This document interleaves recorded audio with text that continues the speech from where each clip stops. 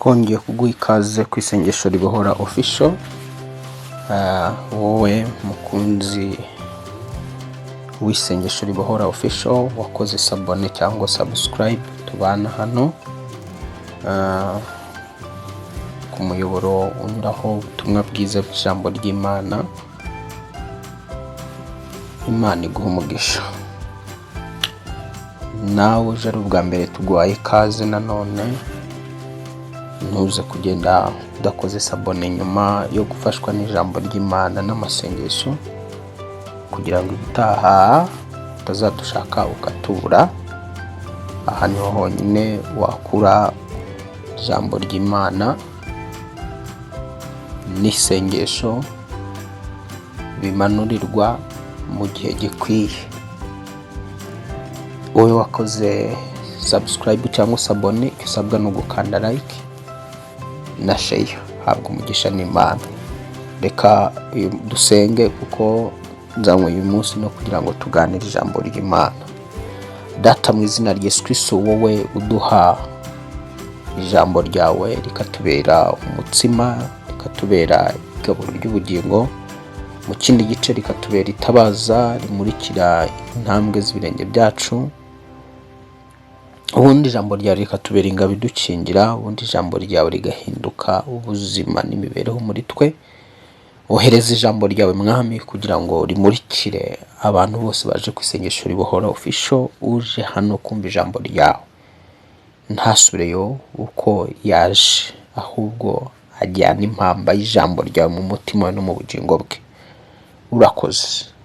Reka ubwami bwawe buze aho uyu muntu aherereye uri kunyumva, umugote buryo n'ibumoso, imbere n'inyuma. Ubwami bw'Imana bumugote kugira ngo abashe kumva icyo umwuka wavugana nawe.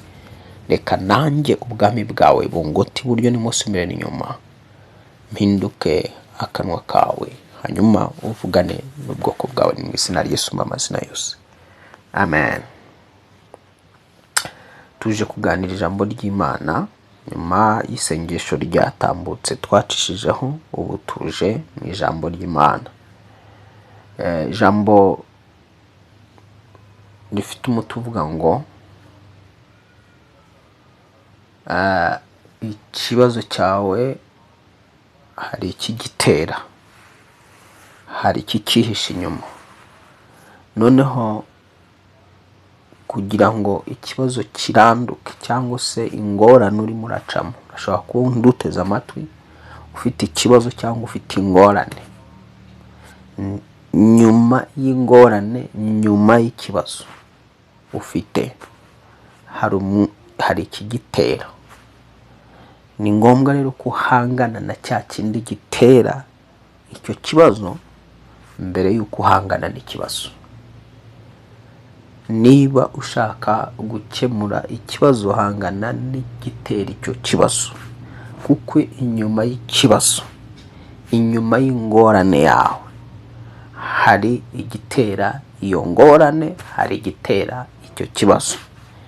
Igihe cyose uzakemura ikibazo utabanje gukemura igitera ikibazo, kiriya kibazo kizagaruka. Reka rero twinjire mu ijambo ry'Imana, dusobanure, twifashishe ijambo ry'Imana rigiye kutwereka, rigiye kutubera umucyo, rigiye kutubera itabaza, rigiye kutwereka byinshi, rigiye kukwereka ko inyuma y'ikibazo hari ikigisunika, hari ikigitera. Inyuma y'ingorane hari igitera ya ngorane. Inyuma y'ayo madeni uri kubona hari ikirimo kiyasunika, kiyagutera. Inyuma ya crise, iyo crise uri muracamo, hari igitera iyo crise. Inyuma y'izo ntonganya mu rugo rwawe, aho mu rugo rwawe izo ntonganya ubona uko kutumvikana no kudahuza biri mu rugo rwawe, hari igitera izo ntonganya. Inyuma y'ibihombo urimo urabona muri business yawe, hari igitera ibyo bihombo. Inyuma yo gutabwa kwawe ubona abantu bagutaye, hari icyatumye abantu bagutara, hari icyishe inyuma yo gutabwa kwawe, kwangwa n'uwagukundaga. Hari icyishe inyuma cyo kugira ngo uwagukundaga kwange. Inyuma yo guhinga ntiwese, hari icyatumye uteza, hari icyateye kuteza. Inyuma y'ayo matungo yawe ubona atameze neza, hari igituma atamererwa neza. Inyuma y'abo bana ubona ubwenge bwabo burimo buragenda busubira inyuma, imyigire yabo rezilita bavana, manota bakuzanira akagenda ajya hasi, hari igitera gusubira inyuma kwabo mu amanota yabo. Inyuma y'ubwo burwayi, inyuma y'ubwo burwayi bwawe, hari icyishe inyuma y'ubwo burwayi kiri gusunika ubwo burwayi, kiri gutera ubwo burwayi. Inyuma y'ibyo byaha ucamo ya kamere y'izo ngizo ubona zakunaniye, hari igitera iyo kamere, hari igitera uwo mujinya ugendana, hari igitera iryo rari ufite, hari igitera ubwo busambanyi, hari igitera ayo mahane muri wowe, hari igitera iryo shari muri wowe, hari igitera. So nubaho rero, inyuma ya buri kibazo cyose haba hari iki gitera. Icyo rero nicyo tugiye kureba mu buryo rero bwo gukemura ikibazo. Ni ngombwa ko uhangana n'igitera icyo kibazo. Inyuma yo kubengwa kwawe cyangwa se kutabengukwa, hari igitera kutabengukwa kwawe. Inyuma y'ubwo bugomba kuba warabuze urubyaro, hari icyateye utabona, hari icyishe inyuma yo kutabyara kwawe, hari icyishe inyuma yo kudashaka kwawe, uko kumva udashaka gushaka. Ufite imyaka yo gukure, uri umugabo, uri umusore ushaka, ari ukuntu ufite ubushake bwo gushaka, hari ikibigutera wowe utazi. Inyuma yawe wowe wa mukobwa we cyangwa wowe, inyuma y'ibyo nyine ubona, nyuma y'iyo relationship yawe uri kwangirika, uwo mubano ufitanye n'umuntu wawe wa bugufi urimo uragenda wononekara, hari ikirimo kirangizo, hari icyishe inyuma yo kononekara k'uwo mubano wari ufitanye n'umuntu kandi w'umumaro. Reka dusome ijambo ry'Imana rero, twinjire muri Luka igice cyaho cya 4, kuva ku murongo wa 31. Handitse ngo Yohana ni muri Luka igice cya 4 n'umurongo waho wa 31. Aramanuka ajya i Kaperinaumu, umudugudu w'i Galilaya, abigisha ku isabato. Batangazwa no kwigisha kwe kuko ijambo rye ryari rifite ubushobozi. Nuko mu isinagogi harimo umuntu utewe na dayimoni, atakambira Yesu ati, ayiwe, duhuriye he Yesu w'i Nazareti? Uje kuturimbura? Ndakuzi, uri uwera w'Imana. Yesu aramucyaha ati, hora, muvemo. Dayimoni amutura hasi hagati yabo, amuvamo atagize icyo amutwara. Bose barumirwa, barabazanya bati, mbega iri ni ijambo ki? Arategekesha abadayimoni ubutware n'ububasha bakavamo. Inkuru ye yamamara hose mu gihugu giherereye aho ngaho. Hano urumva tusomye, tubonye inkuru Yesu yinjira mu isinagogi cyangwa se mu rusengero ahitwaga i Kaperinaumu, ngo mu mudugudu w'i Galilaya. Uwo mudugudu Kaperinaumu yari umudugudu w'ahantu hitwa i Galilaya. Yinjira mu rusengero atangira kubigisha. Noneho abo yigishaga batangira gutangazwa no kwigisha kwe, ngo kuko ijambo rye ryari rifite iki? Ubushobozi. Kumbe hano turabona ko ijambo ry'umuntu rishobora kugira ubushobozi bwo kuzana ubuzima. Ijambo rishobora kugira ubushobozi bwo kwirukana umuntu, kandi ijambo rikongera rikagira ubushobozi bwo kuzana umuntu. Ijambo rishobora kugira ubushobozi bwo kuvanaho ibintu runaka, rikagira ubushobozi bwo kugira ngo bwo kuba ryashyiraho ibindi bintu. Ijambo rifite ubushobozi bwo kuba ryateza abadayimoni, kandi ijambo rishobora kwirukana abadayimoni. Rero umva icyabaye rero, ngo nuko mu isinagogi harimo umuntu utewe na dayimoni. Kumbe hano turabona ngo hari umuntu mu rusengero. Kumbe Satani ntatinya mu rusengero. Satani, dayimoni ntizitinya mu rusengero, nta nubwo zipfa gutinya aho Yesu ari. Ahubwo zo ziba zicaye zirekereje kugira ngo zinjire mu muntu. Noneho sasa turabona ko uyu muntu wari uri mu rusengero atewe na dayimoni, dayimoni zitangira kuvuga. Noneho aha bikakugisha ko ushobora kwibwira ko umuntu ari we urimo aravuga rimwe na rimwe, kumbe ari dayimoni ziri kumuvugiramo. Iyo ushogozanya n'umuntu muri guterana amagambo wuzuye umujinya n'uburakari, wowe ukibwira ngo uriya muntu ni we muri kuvugana, kumbe ni dayimoni urimo uravugana nayo. Wa mugore we, reka gushogozanya n'umugabo wawe igihe ubona yazamutsemo uburakari, igihe ubona yazamutsemo kamere. Buri nyuma ya kamere hari umudayimoni yitera. Nushogozanya n'umuntu ubona wazamutsemo uburakari, menya ngo hari umudayimoni uri bwa burakari bwa muntu, mu magambo ava mu burakari bwe si we, hari umudayimoni uri kumuvugiramo.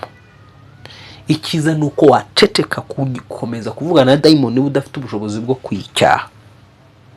Uyu muntu rero turabona ko dayimoni ngo yatangiye kuvuga. Umuntu yaravugaga, ariko abahishurirwa bakamenya ko atari umuntu uri kuvuga, ahubwo ari dayimoni uri kuvuga. Ngo nuko mu isinagogi harimo umuntu utewe na dayimoni atakambira Yesu ati, ayiwe duhuriye he Yesu w'i Nazareti? Ni umuntu uri kuvuga ngo ayiwe duhuriye he Yesu w'i Nazareti. Ariko uyu muntu uri kuvuga ngo ayiwe Yesu duhuriye he Yesu w'i Nazareti, ntabwo ari umuntu nyirizina wavugaga, ahubwo ya dayimoni yari yaramuteye, ya dayimoni yari yaramwinjiyemo, niyo yari irimo iravuga ngo ayiwe duhuriye he Yesu w'i Nazareti. Ariko abari batazi ibyo ngibyo, hari batabimenyereye, abari nk'umuntu utarumenyereye ibyo ngibyo, yari kwibwira ngo n'uyu muntu uri kuvuga niwe uri kubwira Yesu ngo duhuriye he Yesu w'i Nazareti. Nyamara si we, ahubwo ni umudayimoni wari urimo urataka uvuga ngo ayiwe duhuriye he Yesu w'i Nazareti, uje kuturimbura. Ubwo urumva ni dayimoni. Kumbe dayimoni z'ububasha buri muri Yesu, dayimoni zizi imbaraga ziri muri Yesu, dayimoni zizi ubushobozi buri muri Yesu. Iyo tuvuga abadayimoni tuba tuvuga imyuka mibi, ariko imyuka mibi yo iri mu matsinda, iri mu bwoko butandukanye. Ariko hano turi kuvuga dayimoni nizo zavugaga. Dayimoni ari bo marayika b'umwijima, aba nibo bavugaga muri umuntu, duhuriye he Yesu w'i Nazareti, uje kuturimbura igihe cyacu kitaragera. Samwe ngo Yesu w'i Nazareti uje kuturimbura, uje kuturimbura. Zahise zivuga ngo uje kuturimbura.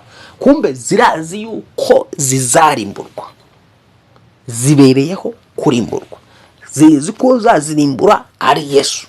Dayimoni ubwazo zizi yuko zizarimburwa, kandi zizi yuko Yesu ari ugomba kuzirimbura. Sinzi niba wumvise ako kana. Abadayimoni ubwabo bazi yuko bagomba kurimburwa, ariko kandi bazi neza ko Yesu Kristo ari ugomba kubarimbura.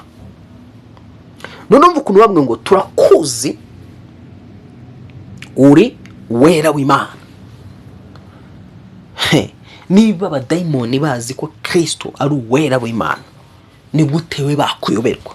Barakuzi, madayimoni arakuzi kuri mwene runaka wa runaka, azi faiblesse zawe, azi, iyo tuvuga faiblesse ni intege nke zawe. Mashetani anatambua udhaifu wako, anatambua hisia zako. Amashitani, myuka, abadayimoni bazi intege nke zawe, bazi amarangamutima yawe, bazi uriwe mu mwuka, barakubona, bazi uzaba ejo. Noneho sasa kuba bazi uzaba ejo, aba bafite ubushobozi bwo kuza bakinjira mu buzima bwawe, bagakereye ibibazo, bagakereye indwara. Dayimoni zifite ubushobozi bwo kwinjira mu muntu zigakereye ubumuga, zigatera paralize. Ari dayimoni zayikoze. Dayimoni zifite ubushobozi bwo kwinjira mu muntu zigateza uburibwe bw'umutwe udakira. Muntu akagira ngo ni indwara y'umutwe udakira, ariko inyuma iyo ndwara y'umutwe yitwa umutwe udakira, ari umudayimoni uri mu mutwe wawe utuma ukurya. Dayimoni zifite ubushobozi bwo kuza zikinjira muri business y'umuntu, zikayiboroka. Business wapi ukagerageza kugira ngo ukore urebe ko izana umusaruro, bikanga. Hari dayimoni zafunze abakiriya, ziguteza ibihombo, zikakuzanira abantu bafata amadeni, zigatuma batakwishyura. Dayimoni zikora ibyo. Dayimoni zifite ubushobozi bwo kwinjira mu muntu akagira amahane, akagira amatiku, akagira urwango, umuntu akakwanga. Dayimoni zifite ubushobozi bwo kwinjira mu muntu zikamutera umushiha, umugabo n'umugore bagahora bashihagurana.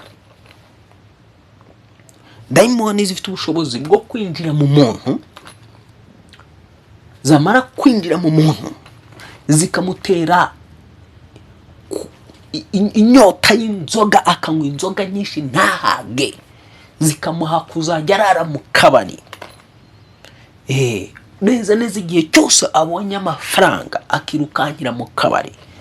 Ibyo ni ibikorwa bya dayimoni. Uwareba wa muntu yo kwibwira ngo niwe, kumbe hari ikiremwa cy'umwijima, hari ikiremwa cy'umwuka kitagaragara cyamwinjiyemo kituma arara mu kabari.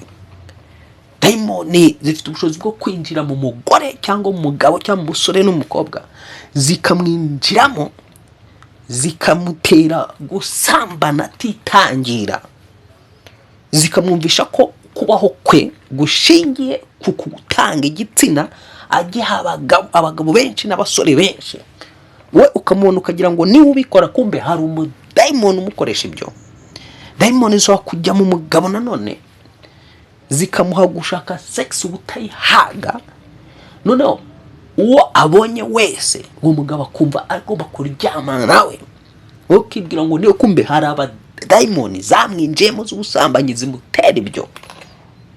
Dayimoni ishobora kwinjira mu muntu ukabona ahetamye umugongo, ukagira ngo umugongo we ni ubundi bumuga buje, kumbe ni abadayimoni batumye umugongo we hetama, bari muri uwo mugongo. Turaza gusoma icyo cyanditswe.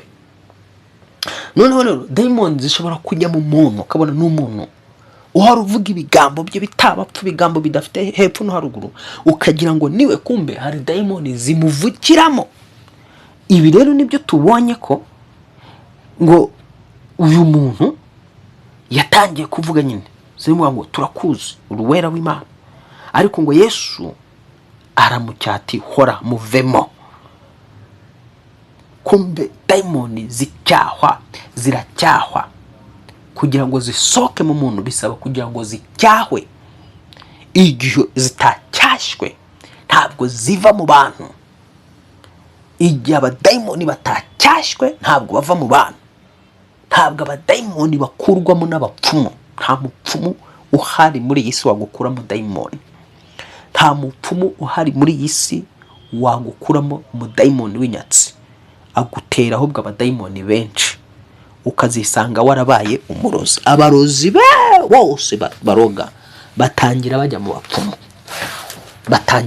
bapfumu, bakabaha ibintu bakagenda babategeka gutyo gahoro gahoro. Umuntu yabigumamo ugasanga yabaye iki? Umurozi. Ayizerera mu burozi. Gucuruza kwe kwaba gushingiye ku burozi. Urugo ugasanga rushingiye ku burozi. Urukundo ugasanga rushingiye ku burozi. Buri kimwe cyose ugasanga gishingiye ku burozi. Nasengeye umuntu umunsi umwe arampa ubuhamya, mbwira ukuntu yashuhuje umusore, maze gusuhuza umusore ako kanya umusore ngo aramubwira ngo akazi nifuzaga ndagashoje, ngo aramubwira ngo nta muriro wumvise winjiye mu biganza byawe. Uwo mumama yakomeje ko mu buhamya aza kumbwira ko yisanze muri icyo gihe akundanye n'uwo musore, amukunda. Mu kumukunda ariko amukunda atabishakaga. Yari umusore w'umukongomani, ariko uburyo yamutesheje, yaje gusanga wa musore ari umusataniste ukoresha amarozi y'ubwoko bwose. Yaramutesheje ashaka kumutangaho ibitambo. Umudamu aragenda arazengerera, akazajya ahora arwana n'ibidayimoni, arwana n'imyuka y'umugabo, kugeza aho yafashe ibyemezo ahunga umugabo. Bamaze kubyarana abana 3, ariko umugabo ahora ashaka kumutangaho ibitambo mu myuka yiwe akorana nayo. Ndeya nkubwire ngo ushobora gukunda umuntu akurogesheje uburozi, bukaba ari bwo butwaye amarangamutima yawe. Noneho rero sasa hari abantu bizerera muri ibyo ngibyo, ibyo bakabyizereramo, bakumva ko ari byo batezemo amakiriro, batezemo gukundwa, batezemo kwemerwa, batezemo amahirwe, batezemo imigisha. Iyo umuntu yinjiye muri ibyo bintu aba yatangiye kwitwa umurozi. Umuntu iyo yinjiye muri ibyo bintu aba yatangiye kwinjira mu nzira y'umurozi, igihe kiragira nawe akaba umurozi. Noneho umurozi egal umwana wa Satani, umukozi wa Satani, abana ba Satani, ingabo za Satani. Ibyo byose mvuze bihurira ku murozi. Umurozi ahinduka ingabo ya Satani. Ubwo ujya mu bapfumu wese ni ingabo ya Satani. Mwisi y'umwuka ahindurwa ingabo ya Satani. Ukoresha utuntu dutandukanye, akambarira akagira inzaratsi, akazigendana mu mwikofi, izindi akazambariraho, akumva yuko arizo zirimo amashabaye. Ngo ni muchawi, wewe ni muchawi, upigwe kwa damu ya Yesu. Umuriro w'Imana utwika izo nzaratsi zawe, ujugunye bya bindi watabye mu murima wawe. Ushobora kuboneza amatwi, hari ibyo wamaze gutaba mu murima, hari ibyo watabye aho wakoreye, aho ukorera, hari business yawe. Ubwo menya ngo ibyo bidayimoni, iyo myuka mibi waciririye, abo badayimoni waciririye, wabaye cyangwa mu maso y'Imana ubwawe ujya kusenga Dagoni na Bayali n'ibindi bigirwamana n'imana z'amahanga. Izo nizo mana zitwa imana z'amahanga, bigirwamana. Byo ni bigirwamana. Ugomba gutaburura ibyo bintu watabye aho ngaho, aho hantu ubwo butaka wabugabije abazimu, iyo nzu wayigabije abadayimoni. Ibyo bizaguteza ingaruka kuri wowe no ku rubyaro rwawe rw'abagukomokaho. Usange ubarazi ibibazo, ubarazi kurwana n'abadayimoni n'imyuka runaka. So ndagusenyera kugira ngo utandukane n'ibyo byo kwa Satani mu izina rya Yesu. Ibyo rero natangiye nkubwira ngo inyuma ya buri kibazo hari ikigiteza. Ibyo rero nuba ngo bikurura abadayimoni kokama abakomoka mu muryango nk'uwo, cyangwa kokama cyangwa kwataka abantu nk'abo, abantu batuye mu mazu aba yaratabitswemo ibintu, aba yarubakiwemo ibintu, aba yarisitawemo ibyo bintu by'inzaratsi n'ibindi byose bitandukanye. Ibyo kujya mu bapfumu kawo ukirasagisha bakaguca ibirasago, ibyo bituma abadayimoni bakoka mu mubiri wawe, bakagenda ku mubiri wawe kugira ngo ubohorwe, bikagusaba imbaraga z'amasengesho menshi. Buri nyuma ya buri kibazo rero haba hari ikigitera, kandi ikibazo cyose giterwa, ndagira ngo hano turabona ko ikibazo uyu mwana yari afite cyaterwaga n'umudayimoni. Natangiye kuvuga ko buri kibazo cyose haba hari ikigitera. Uyu muntu rero nyuma yaho ngaho Yesu aracyaha, navuga ko dayimoni zikurwaho no gucyahwa, ngo Yesu aramucyati hora, dayimoni imutura hasi, hagati yaho amuvamo atigeze icyamutwara. Kumbe turabona no dayimoni itura hasi umuntu. Kumbe hari abantu bashobora kwitura hasi, ukabona umuntu yituye hasi ukagira ngo ni bisanzwe, kumbe hari umudayimoni umutuye hasi. Tujye tumva abantu baguye muri dushe, tujye tubona abantu bagenda mu nzira bakanya bagasitara bakagwa kagira ngo nukugwa gusanzwe, kumbe n'abadayimoni baba batuye hasi.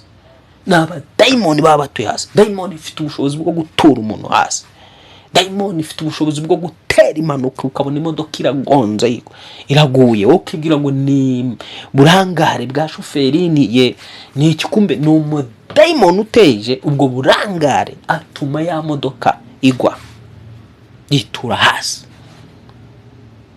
Noneho niba sasa dayimoni amaze gucyahwa ngo akubita wa muntu hasi, aragwa, ariko imuvamo ngo itagize ikimutwara. Bose barumirwa, barabazanya bati mbega iri ni jambo ki arategekesha abadayimoni ubutware n'ububasha bakavamo? Imana ishimwe ko muri Luka igice cya 10 umurongo wa 18 na 19 gutyo twahawe ubutware n'ubushobozi bwo kwirukana abadayimoni. Ubutware ubona ubu Yesu ntabwo yabwihereranye, yabusigiye abamwizera, yarabudusigiye, aduha ubutware n'ububasha bwo kwirukana bano badayimoni mu izina rye. Buturimo turabugendana, ntabwo ari abapfumu bakuramo imizimu, ntabwo aribo barogora. Uwakuroze yakurogora gutagwa kwa guteramo ibindi. Twirirwa tumva amatangazo, abantu batanga amatangazo ngo baravura inyatsi, baravura ubugumba, baravura iki. Namwe mukagenda mukiruka mugatanga amafaranga yanyu hariya n'imitungo yanyu hariya, mukabitanga kwa Satani. Umwami Ahaziya yazize kujya kuraguza, kujya kubaza uburwayi ku mupfumu niba indwara arwaye azakira. Yari indwara yoroheje, ajya kubaza mu bami bandumva ari abami ba 2 igice cya mbere. Reka tuyihute tuhasome. Inyuma y'ikibazo cyawe, inyuma y'ikibazo cyawe, inyuma y'ingorane yawe hari umwuka uyitera, ariko uwo mwuka ni ugomba gushugurikira kugira ngo ubashe icyo kibazo kibashe kuvaho. Nugikemura nabi rero kizashibukamo ibindi bibazo. Igihe cyose ikibazo wagikemuye mu buryo butari bwo, gishibukamo ibindi bibazo. Ahaziya n'abami ba 2 igice cya mbere, ngo Ahabu amaze gutanga, abamowabu bagomera Abisiraheli. Icyo gihe Ahaziya yahanutse mu idirishya ry'insobekerane ry'icyumba cye cyo hejuru i Samariya, aragwa, akurizaho kurwara. Bukeye atuma intumwa, arazibwira ati nimujye kundaguriza Berizibubi imana ya Ekuroni ko nzakira iyi ndwara. Ariko marayika w'Iteka abwira Eliya w'iTishubi ati haguruka ujye guhura n'intumwa z'umwami w'i Samariya, uzibwira iti mbese icyatumye mujya kuraguza Berizebubi ikigirwamana cya Ekuroni nuko nta mana iri muri Isiraheli. Icyo nicyo gitumye Uwiteka avuga ngo ntuzabyuka ku gisasiro uryamyeho, ahubwo uzapfa nta kabuza. Urumva uyu mwami Ahaziya yarimo aragendagenda mu nzu yiwe, ahagira ibyago arahanuka yikubita hasi. None ngo bimukuramo kurwara, bimuviriyemo kurwara. Muri uko kurwara, aho kugira ngo ahamagare abakozi b'Imana bamusengere, aho kugira ngo ahamagare umugaragu w'Imana Eliya amufashe, aho kugira ngo ashake abantu abakozi b'Imana bari mu mwuka w'Imana, yirukankira ku mupfumu, yirukankira mu badayimoni, yirukankira kujya kuraguza ku kigirwamana cyitwaga Ekuroni, kujya kubaza niba azakira. Mu yandi magambo, yirukanyiye ku mupfumu ajya kubaza. Abo niho yagiye kuraguriza. Akijya kuraguza, atuma intumwa. Nta nubwo ari nawe wagiyeyo, yatumye abandi. Nkuko wenda ushobora kuboneza amatwi nawe ujya utuma abandi, nawe yatumye abandi. Agituma abandi bamugiriyeyo rero kumuraguriza. Imana ibisanze Eliya, imusanze rero. Umva ukuntu byagenze. Marayika w'Umwami Imana yahise asanga Eliya. Ngo ariko marayika w'Uwiteka abwira Eliya ati, Tishuba ati, haguruka ujye guhura n'intumwa z'umwami w'i Samariya, uzibwire ati, mbese icyatumye mujya kuraguza, icyatumye haguruka ujye guhura n'intumwa z'umwami w'i Samariya, uzibwire uti, mbese icyatumye mujya kuraguza Berizububi ikigirwamana cya Ekuroni, nuko nta mana iri muri Isiraheli.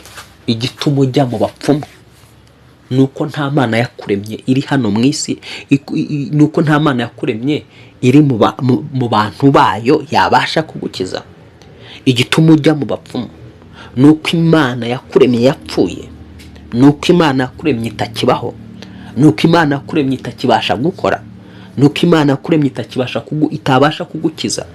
Igituma ujya kuraguza ukajya kubaririza mu bapfumu nuko nta mana wabaza ibyawe. Igituma ujya mu bapfumu ukajya kwivuzayo, ukajya ugiye kugira ngo bagukize inyatsi, ugiye kugira ngo bakuvure, ushake, ubyare, umugabo wawe ntaguce inyuma, sinzi n'ibindi cyangwa ubona umugabo. Nuko nta mana yaremye ijuru n'isi iriho yaguha umugabo wasenze Imana. Ubwo rero uyu icyo yazize rero, yararwaye indwara yoroheje, ariko yamuviriyemo gupfa bitewe no gukemura ikibazo nabi, no gukemura uburyo, no gushaka gukemura ikibazo uburyo atakagombye kugikemuramo. Ikibazo iyo cyakemuwe nabi giteza ibindi bibazo, kikaba cyagutera n'urupfu.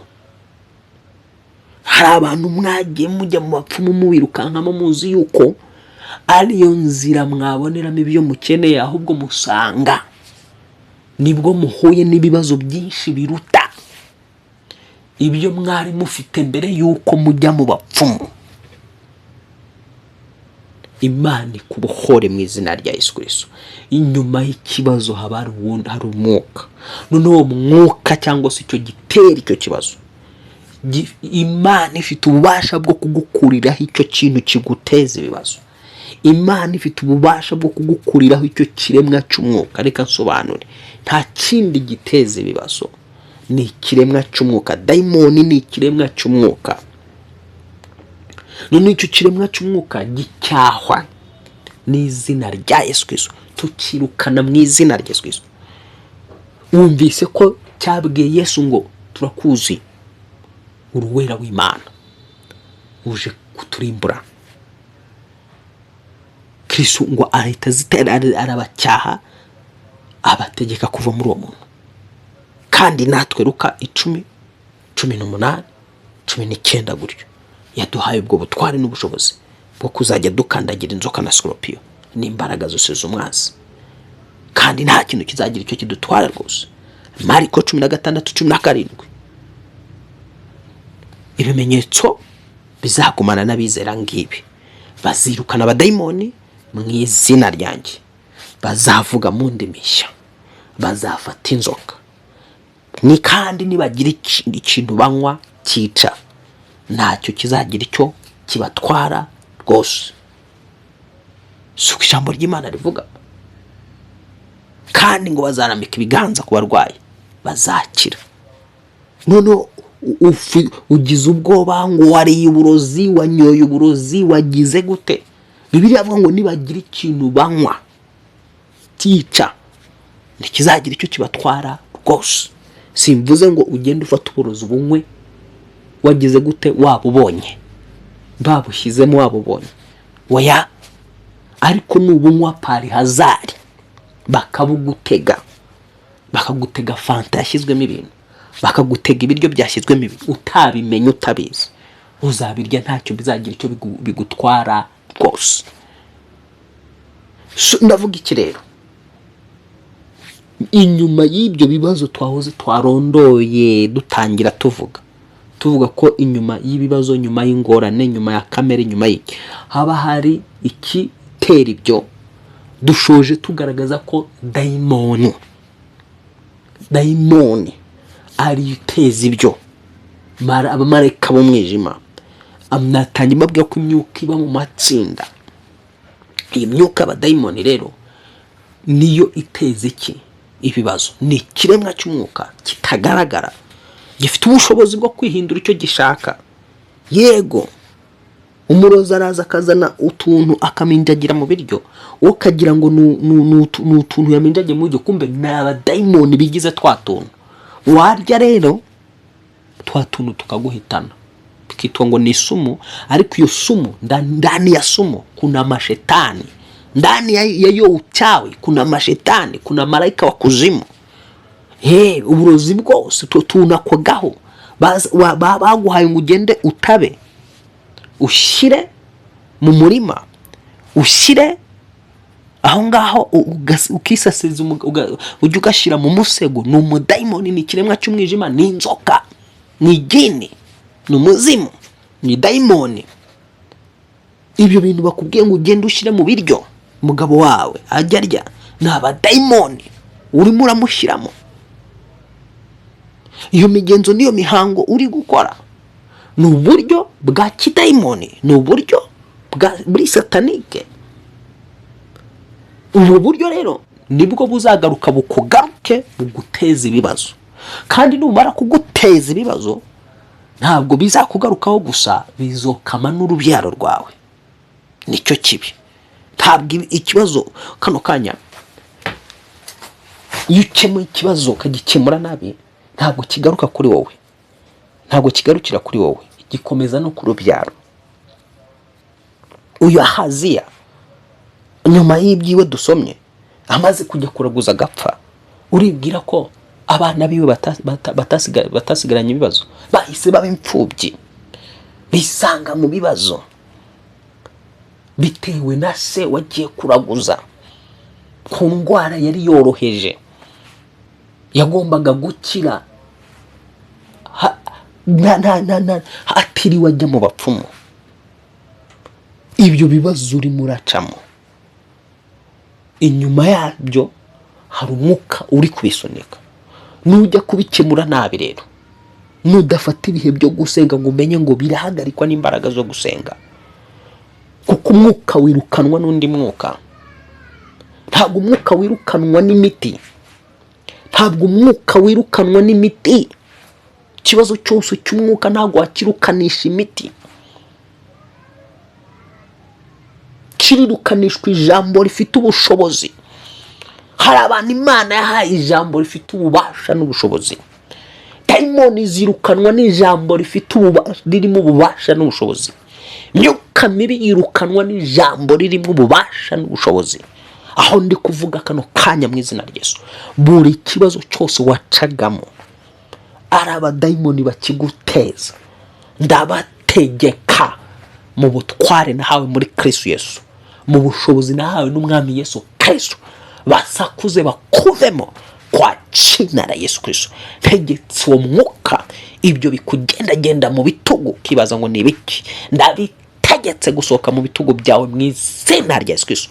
Yewe wa mwuka uri mu bitugu by'uyu muntu, sohoka muri ibi bitugu mu izina rya Yesu Kristo. Ndagutegeka muve mugende kwa jina la Yesu Kristo. Yewe wa mudayimoni uteze uyu muntu umutwe udakira wo mu ruhanga, ndagutegetse va mu mutwe ugende mu izina rya Yesu. Va mu mutwe mu mbaraga z'umwuka wera. Yewe wa mudayimoni uteze uyu muntu ibihombo, ndagutegetse wowe wamutezaga guhomba, va mu mikorere mu izina rya Yesu Kristo. Yewe wa mudayimoni watezaga uyu muntu kuribwa mu nda yo hasi, ndagutegeka va mu nda yo hasi, usohoka ugende mu izina rya Yesu Kristo.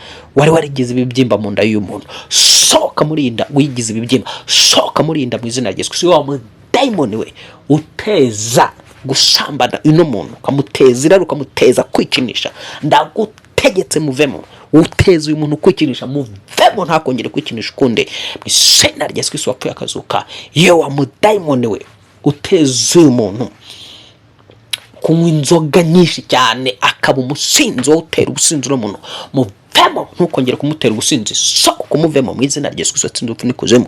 Yewe dayimoni uteza kugwa uyu muntu, imodoka yihora igwa buri munsi ku wundi, ndagutegetse va ku modoka ye mu izina rya Yesu. Wowe utuma ino modoka ipfa bya hato na hato, va kuri iyi modoka mu izina rya Yesu Kristo wapfuye akazuka. We dayimoni wowe winjiye muri aya matungo y'umuntu gatuma atororoka, ndagutegetse va mu matungo ye mu izina rya Yesu Kristo wapfuye akazuka. We mudayimoni utuma uyu muntu adacuruza katika jina, va mu ahakorera, va ku mirimo y'amaboko ye, va mu byo acuruza kwa jina la Yesu watsinze urupfu n'ikuzimu.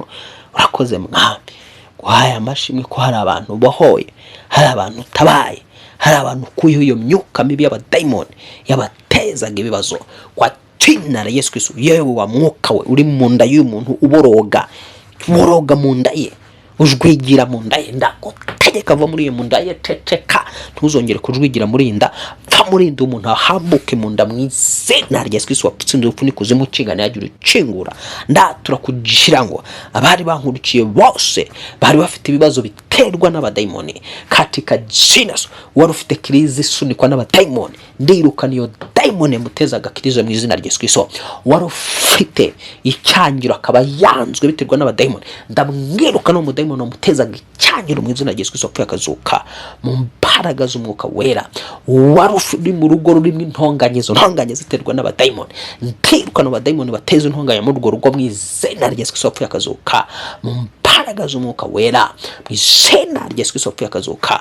Mu izina rya Yesu Kristo ndategeka kugira ngo mu izina rya Yesu Kristo abana bigaga unkurikirana yiga dayimoni yaramutwaye ubwenge, ndategeka n'umudayimoni kurekura ubwonko bw'uno mwana kugira ngo agire ubwenge yige mu izina rya Yesu Kristo wapfuye akazuka.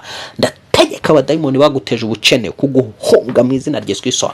Ndategeka abadayimoni baguteje inyatsi bakuhunge mu izina rya Yesu Kristo. Izo nyatsi zikuveho mu izina rya Yesu, ndazicyaha kugira ngo zive ku buzima bwawe. Urakoze mwami, tuguhaye amashimwe, tuguhaye icyubahiro ku bw'aba bantu bawe, ukemuye ibibazo byabo byose mu bo utubashishije gusengera. Ndagushimira kuba bahoye, ndagushimira kuba tabaye. Izina ryo ndihabwe icyubahiro, izina rya rishyirwe hejuru byose bidashira mu izina rya Yesu. Amen, amen. Hanyuma nawe narababwiye ngo amena ni ikimenyetso, ni ukuboko kwakira mu mwuka iby'Imana iguha. Amen ni ukuboko ko mu mwuka kwakira iby'Imana ibiguhereje. Noneho rero sasa iyo uvuze ngo amen, ni nkaho waba uvuze ngo bibe bityo nkire, bibe bityo ndabohotse, bibe bityo mpawe umugisha. Nawe rero wandika uti amina, ubivuge uti amina huri. Imana iguha umugisha, Imana ikugire neza, kandi Uwiteka akwiteho. Shalom, shalom. Bwari ubwa mbere rutugezeho, watumvaga, ntugende udakoze subscribe, ntugende udakoze like, kugira ngo turusheho kubana natwe mu ijambo ry'Imana. Mugubwe neza muri byose. Amahoro y'Imana abane nawe. amen.